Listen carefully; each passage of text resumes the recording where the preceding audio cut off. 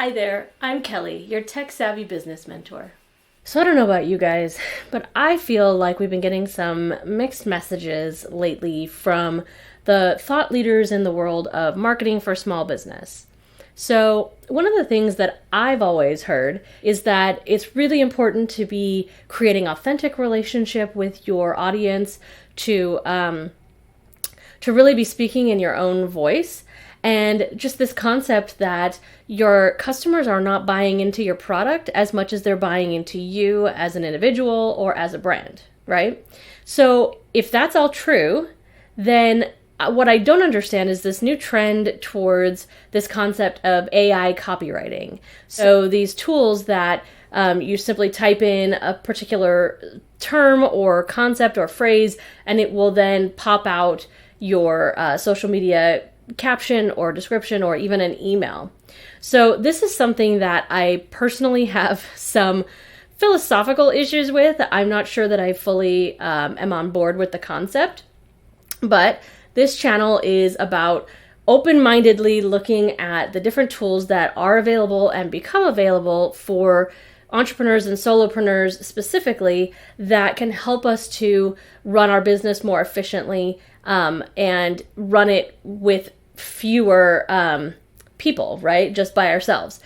So I feel like it's something we should at least look into and review on the channel. So that's what we're going to do today. We're going to take a look at Canva's new feature called Magic Write. So if this is something that you've been curious about as well, then stick around.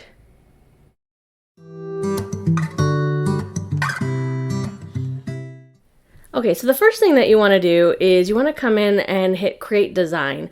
And the only place that you can actually access at the moment this Magic Write feature is within their new doc design. So we're going to go ahead and go in there and give this a shot. Okay, so one thing that I do like right out of the gate is the fact that they have this kind of like inspirational quote at the top. It's not really something you're intended to keep, but what I love is that it gives that feeling of, you're not starting with a blank page, right? It's giving us that inspiration right out of the gate, which really is the purpose of using something like an AI in order to kind of take away that overwhelm of the blank page. But that's not necessarily something that you're intended to keep, right? So we're going to go ahead in here, and when you click on that little plus, you can see it's opening up kind of like a search engine for Magic Write. So let's see how this works. It's a beta thing, and now you can see, I'm not lying, I have not tried this before. So we'll go ahead and click try it out. Okay, so what they're saying is give them a little bit of like an overview of what it is that you're trying to say, and they're going to create the text.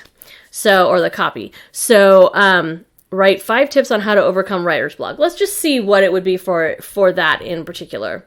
So we're just going to go ahead and hit enter like it says to try an example. And let's see what it writes. Okay, so I do like that it's using my branding automatically, so it does make it so that if I did choose to use their text, I don't even have to do that part. It's already there, so that's kind of cool. But let's see. Okay, so write 5 tips on how to overcome writer's block. Well, that was literally what we had said in the example for the search. So take a break and do something else. Sometimes stepping away from your writing can help you come back with a renewed sense of creativity. Okay, I agree, and that does sound good. It doesn't necessarily sound exactly like me, but not too far off. Exercise or take a walk. Talk to someone, brainstorm with pen and paper. I mean, these are all good things, right? But I sort of feel like it sounds kind of generic. It's not really said in my voice.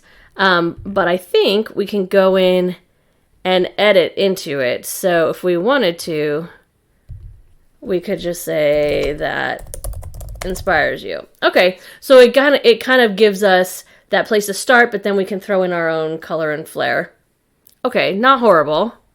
If you were doing something that was really kind of standard and straightforward, like something like this, overcoming writer's block or increasing your productivity, things like that, I could see how that would be useful. But I'm curious to see if we were doing something a little bit more specific that maybe isn't as common to what other people would be writing about, I'm curious to see what it might suggest. So let's see. Let's give an example. Let's come up with one that is maybe a little bit more specific. So top 5 online tools for running your small business. Let's be on brand with this, right? Let's see what it comes up with. So it's gonna, I'm assuming, give me the same kind of like put what I typed in as the headline. Oh, but it didn't brand it. Interesting. Okay. So hello there. So here are the top 5 online tools for running a business. So it's talking about QuickBooks, Hootsuite, Zoho, Trello. Hey, you got one right. And FreshBooks. Okay. So nothing wrong with any of these, but like these are completely random, right? I have no idea why it picked these particular ones.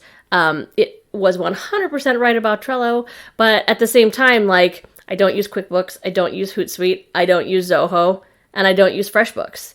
And I don't know where or I guess why it would have chosen those in particular.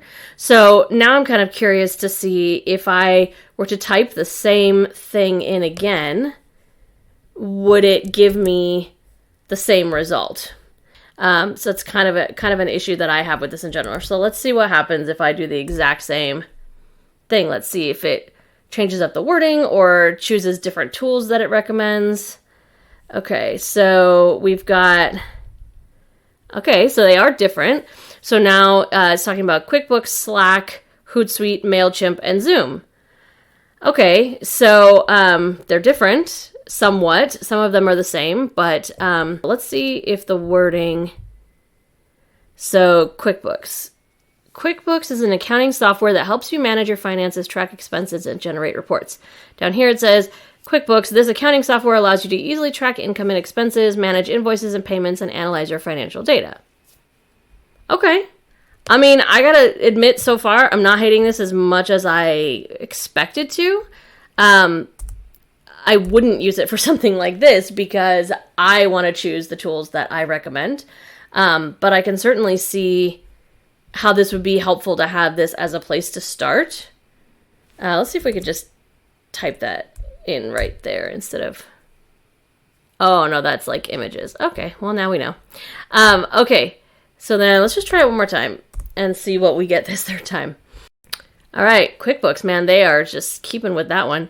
QuickBooks, Hootsuite, Trello again, brownie points for them, Zoom, and Asana. See, now this is confusing me because Asana and Trello are competitors. Typically, you wouldn't use them both when you're running your business, so it's a little bit odd to me.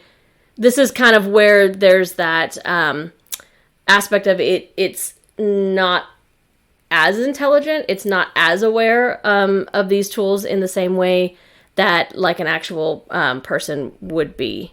So I guess, what we could say from this is it's not as bad as I expected.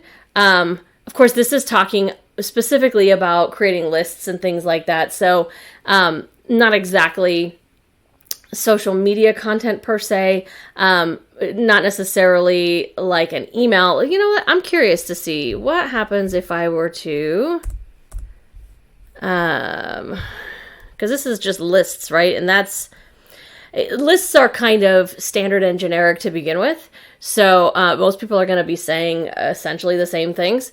But when it comes to writing an email or something that is meant to be more of a conversation, more relationship building, that's where I feel like it's really going to fall short. Let's see what happens if, let's see, let me come up with an example. Email newsletter to inspire my readers. Curious to see what it does with that. Okay, let's see. Hi there, thanks for reaching out. I'm sure your readers will appreciate an inspiring newsletter. I suggest focusing on stories of personal growth, highlighting people. Oh, okay. So basically, it's not capable of writing the actual email. What it's doing is giving you ideas and kind of brainstorming with you.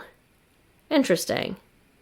Whatever content you decide to include, be sure to write in a friendly and informative tone that will engage your readers. Yeah, I mean, this makes me less bothered by it, I suppose, because it's not actually trying to write the content for you. It's actually giving you suggestions and giving you, a direction and guidance. So in that regard, I guess I'm okay with it.